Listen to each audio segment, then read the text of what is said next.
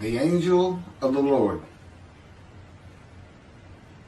Rashi says in his introduction to Zechariah Chapter One, the prophecy of Zechariah is extremely enigmatic because it contains visions resembling a dream that requires an interpretation. We cannot ascertain the truth of its interpretation until the teacher of righteousness comes. Nonetheless, I will put my heart to reconciling the verses one by one according to the interpretations that resemble it and follow the interpretation of Jonathan. This is God's test for the Jewish people, in particular the Jewish leaders. God's test of who the descendant of David is. The man described in Isaiah 53, the teacher of righteousness. That's who Rashi, known as one of the first rabbis to say that Isaiah 53 described the people, the Jewish people, as the patriarch Israel. Then here he is in Zechariah saying, we got to have to know the truth of at least chapter 1 of Zechariah, to know its truth, because we can't do it. And no Jewish man, religious, academic, commentator, or otherwise, has ever had the answer to this. And yet this video is going to give it to you. Why? I'm a teacher of righteousness. This is Zechariah chapter 1, verses 7 through 12. That's the preamble that Rashi leads into before he starts his commentary. And this is in Midrash form. That's where I take parts of a verse and interpret each in individual segments. Verse 7. On the 24th day of the 11th month of the second year of Darius, the month of Shebat, this word of the Lord came to the prophet Zechariah, son of Berechiah, son of Iddo. This word of the Lord. This verse continues with, in the night I had a vision, which is not a word of the Lord. The word of the Lord coming to Zechariah means the messenger of the words of God has come to Zechariah, who is the angel of God's presence, and the word of the Lord. Literally, that's his name. He has alighted upon Zechariah to bring a vision from God. Not a word, a vision. Verse 8. In the night I had a vision. I saw a man mounted on a bay horse standing among the myrtles in the deep, and behind him were bay, sorrel, and white horses. In the night I had a vision. There's a man on a horse standing in the myrtles. He is later referred to as the angel of the Lord, standing in the myrtles. The angel of the Lord alights upon and enters men, and my name, Hashem, is in him and can speak through the man. Zechariah has an angel with him who is his guide in the vision. The deep is like a valley Zechariah is looking down on, filled with myrtle trees, and then an open area below that is where the bay, sorrel, and white horses are. Verse 9. I asked, what are those, my Lord? And the angel who talked with me answered, I will let you know what they are. What are those, my Lord? Zechariah is not talking to the angel. That's an angel. It's not my Lord. Who answered, but who never lets him know what they are. he is asking the man standing among the myrtles on a bay horse about the horses in the open area and calls him my Lord. Verse 10. Then the man who was standing among the myrtles spoke up and said, these were sent out by the Lord to roam the earth. Then the man who was standing among the myrtles spoke up and said, again, this is Midrash form. Okay, so the man standing in the myrtles answers the question of Zechariah, not the angel who is with Zechariah. Verse 11, and in fact, they reported to the angel of the Lord, who was standing among the myrtles. We have roamed the earth and have found all the earth dwelling in tranquility. And it's just like a dream. We have horses talking. You know, there could have been birds. Anything that can go far and go a long ways out and then come back. In this case, for this story or for this dream that was given to Zechariah, it's horses. And in fact, they reported to the angel of the Lord. They who reported are the horses who have gone to and fro throughout the earth, and they spoke the report to the angel of the Lord, who was standing among the myrtles. The angel of the Lord, who was standing among the myrtles, has alighted upon and entered the man standing amongst the myrtles. The angel of the Lord is using this man as his visible presence. You cannot see the angel of the Lord. Just as he once used a burning bush for his visible presence, and God spoke through him to Moses. Not just as his visible presence, he also used the man to say, these were sent out by the Lord to roam the earth. In other words, it sounded like the answer was coming from this man. But it's coming from the angel of the Lord, and God is in that angel, his presence. Because that's the angel of his presence. You can find that in Isaiah chapter 63. I don't recall the verse. I never see anything on the angel of his presence. Wherever God's presence is, the presence that enters the temple, I never hear any mention of the angel that has to be with him. Why? It's the angel of his presence, who is the angel of the Lord. Yeah, I believe, and I'm not certain about this, but I've heard it at least one or two times, and that is Christianity believes the angel of the Lord is Jesus Christ.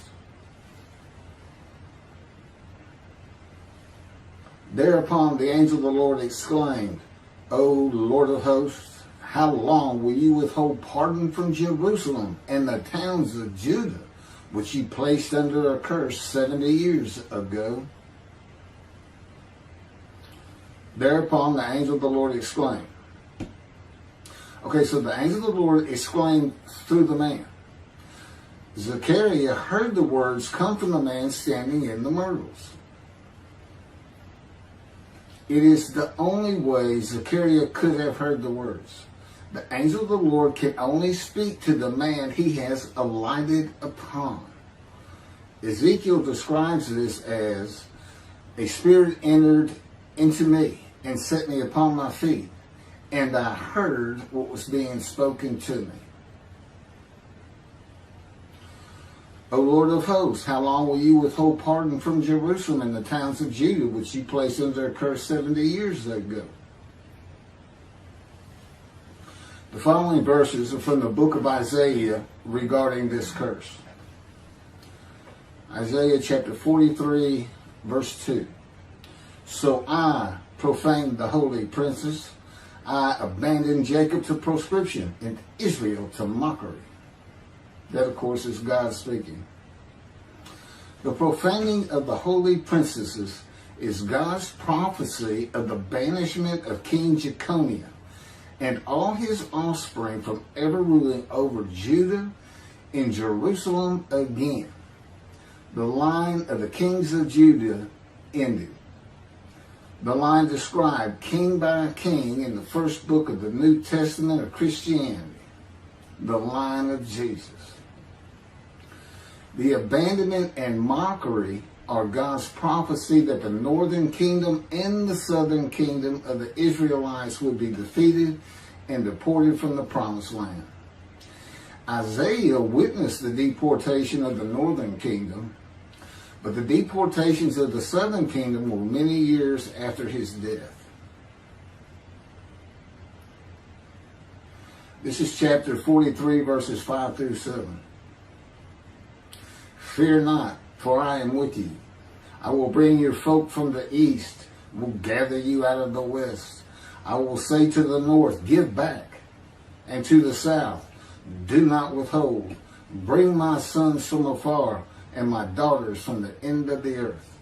All who are linked to my name, who I have created, formed, and made for my glory.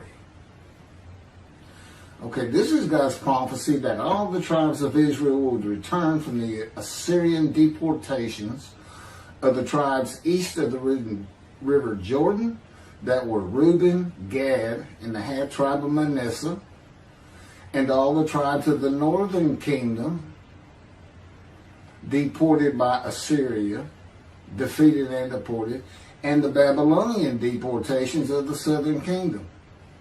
It is a prophecy that is specific to the Assyrian Babylonian exiles. This prophecy was fulfilled according to the books of Ezra and Nehemiah and their account of all 13 tribes returning to the southern kingdom of the lands of Benjamin and Judah. Jerusalem is within the lands of Benjamin, and his lands are considered part of the kingdom of Judah, since that is where the kings of Judah rule from. 10 tribes being lost and not returning is a myth. When the 7th month arrived, the Israelites being settled in their towns, the entire people assembled as one man in Jerusalem, as the man Israel, all of them. When the people Israel gather as one man, it is all 12 tribes who were allotted lots of the promised land, and the Levites. They did not receive a portion. They were allowed to go from lot to lot, tribe to tribe, and everybody was supposed to take care of them. The Levites, that would be Levi, the son of Levi, the priestly tribe without an allotment of the promised lands. Judahites and Benjaminites alone are not Israel, though all references to Israelites would include them. All of Israel had returned together to Jerusalem and Judah, mindful of the imported Gentiles in the northern kingdom, imported by the Assyrians, many of whom tried to stop the building of the second temple. This is why everybody returning, all 13 tribes, all went to Judah. The northern kingdom was occupied by Gentiles, I would assume Assyrians and Arabs.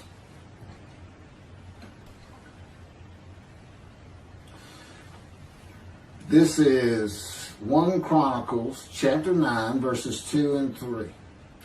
The first to settle in their towns on their property were Israelites, priests, Levites, and temple servants, while some of the Judahites and some of the Benjamites and some of the Ephraimites and Manassesites settled in Jerusalem. That would be Ephraim and Manasseh. Manasseh was such a large tribe, it had to be broken in. It was broken in two. Half of it set up, their allotment was east of the river Jordan by about where Edom would be. And well, that was the tribe of Gad. Not Edom, Gilead, where the Tishbite, Elijah, the Gentile, was an inhabitant. Ramoth Gilead. Manassites, Ephraimites, and Judahites were the tribes with the largest allotment of the lands of Abraham, and Jerusalem is in the lands of the Benjamites. Those are who just got mentioned. The 3 largest lot owners. Okay, Benjamin, that's where Jerusalem is. He's important. And of course the priests, the Levites. So Ephraim and Manasseh were not lost tribes, as many believe from writings outside of the Bible. There never were lost tribes according to the Bible. Okay, so all 13 tribes returned and settled in new towns. The accounts of the deportations indicate there was not much left of the old towns. There is no account of how the new towns were settled, though it is unlikely it was based on prior ownership. The exile lasted too long for the deported owners to still be alive, and the tribes of the northern kingdom had to build new towns to live in. It also says the Levites settled in on their lands. So everybody had to pick and choose, and I'm sure the strong and wealthy got the best places, and again, many just settled in Jerusalem. Okay, this is Isaiah chapter 43, verse 14. Thus said the Lord, your Redeemer, the Holy One of Israel, for your sake I send to Babylon. I will bring down all her bars, and the Chaldeans shall raise their voice in lamentation. This is God's prophecy that Assyria would be conquered by the Babylonians, who were defeated by the Chaldeans. But they actually go back and forth and actually became somewhat intermingled, Chaldeans and Babylonians. And that he would raise up the Gentile anointed king Cyrus of Persia to conquer them, to clear the way for all the tribes to return. That's how he cleared the way to the desert or made rivers for them. Basically, he got Cyrus to release them.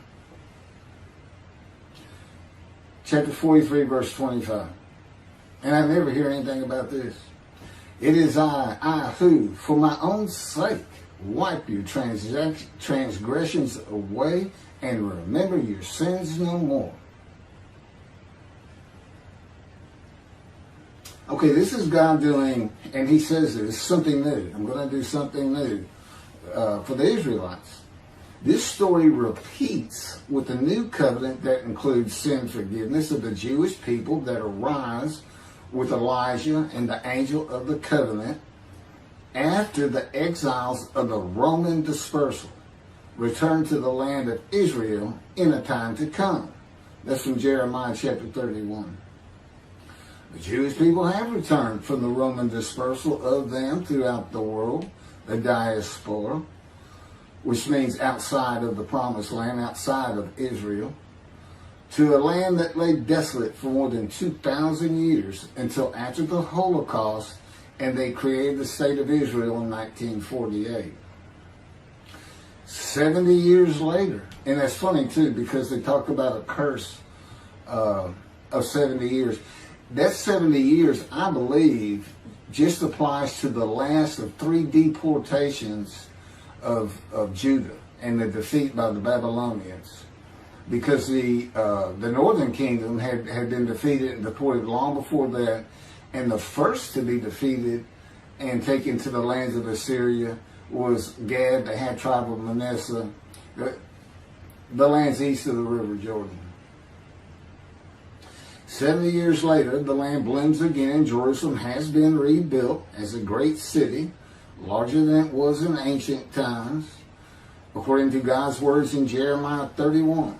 The time to come to deliver the new covenant with sin forgiveness is here. That's very important for the interpretation of at least chapter 1 of Zechariah. That means the angel of the covenant that you desire of Malachi 3 is on his way, followed by God and the messenger Elijah. And when God's third temple is built, he will return to it suddenly. This is the day of the Lord. That's Malachi chapter 3. Now, Zechariah is in Jerusalem, and the construction on the second temple is about to begin. Isaiah has written God's words of sin forgiveness, which would have removed the curse long before this, when they were returning, when the remnant of the 13 tribes was returning. And the angel of the Lord proclaims, O Lord of hosts, How long will you withhold pardon from Jerusalem and the towns of Judah, which you placed under a curse 70 years ago? Okay, this vision of Zechariah and the words of the angel of the Lord through the man standing in the myrtles regarding the curse 70 years ago is to make Zechariah think and try to understand why the angel of the Lord would say this. From his perspective, the curse was lifted. He was back in Jerusalem with all the tribes preparing to build the second temple. The vision is for Zechariah to find out how and when the curse was lifted. And that's important today, because this is the day of the Lord. The new covenant is here, and every single Jew throughout the world is forgiven of their sins right now. And that message has been given to me to be delivered. And it's not getting out there. It's just not getting out there, and that's what happened here. Because if you read Ezra and Nehemiah, it's clear they had no idea that their slates had been claimed. And sin and continue. Once you know that God has just said, okay, I'm not going to remember any of that. Let's all start fresh. I'm here with the covenant of friendship. Let's everybody start being observant Jews. Okay? Which would include going to Yom Kippur. Having a slate clean does not mean you have a lifetime now of sin forgiveness.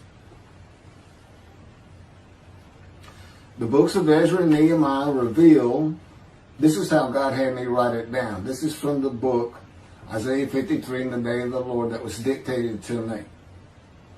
The books of Ezra and Nehemiah reveal that the 13 tribes did not know they had been forgiven. Right.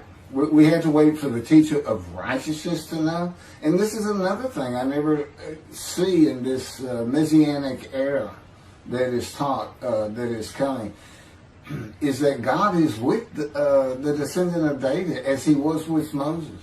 I mean, just right there with him.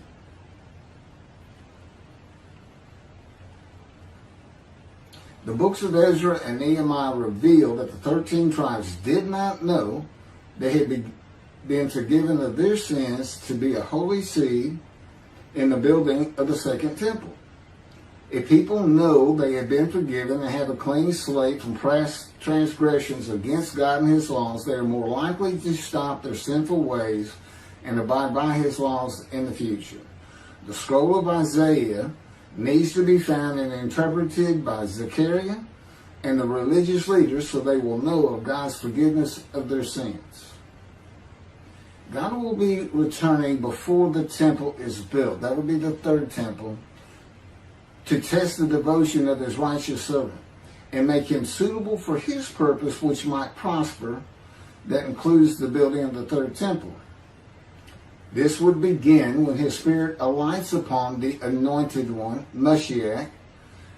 His presence with his righteous servant will be necessary for the temple to be rebuilt.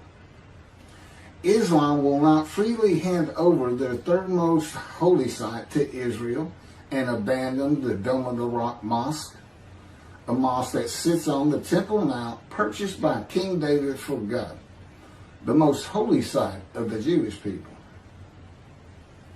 With God is the angel of his presence who is already on the way. You want me to skip that? Okay, this has been covered in other videos more than once.